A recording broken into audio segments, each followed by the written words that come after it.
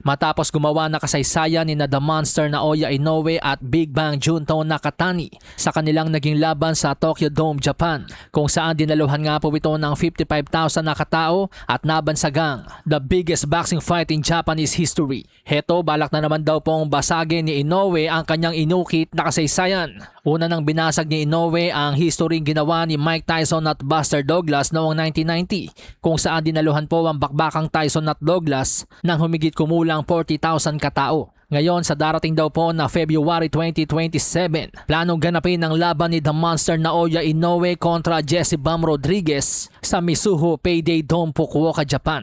Heto po't basahin natin yung mismong report. Breaking! Plans are underway for the Mizuho Payday Dome, Fukuoka to host a potential Naoya Inoue-Jesse Rodriguez fight in February 2027 with an aim to break the all-time Japanese boxing attendance record.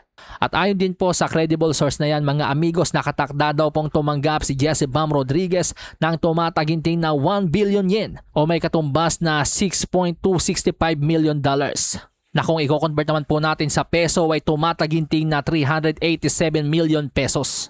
Samantala sa iba pang balita, sinabi naman po ng WBC World Welterweight Champion na si King Ray Ryan Garcia ang dahilan kung bakit hindi kayang talunin ng kanyang dating stablemate na si Saul Canelo Alvarez si Terence Bud Crawford. Ayon kay King Ray, ang estilo daw po kasi nitong si Canelo ay nakabase sa timing at patience. Hindi daw po gaanong kabilisan nitong si Canelo. Kapag pinapanood mo siya, hindi ka mapapawaw kung paano siya nakakapagpatama ng suntok.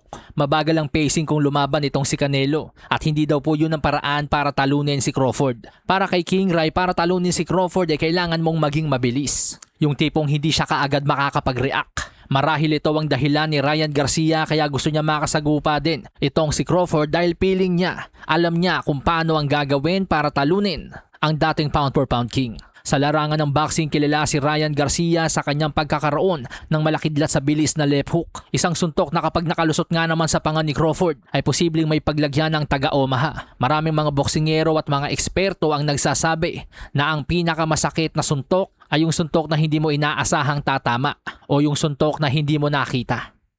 Malasahin ang baraha, patunayan mo sa'kin ha. Sino man ang mabunot na kalaban, di ka tatakbo ha. Sa bayan ko sa bayan.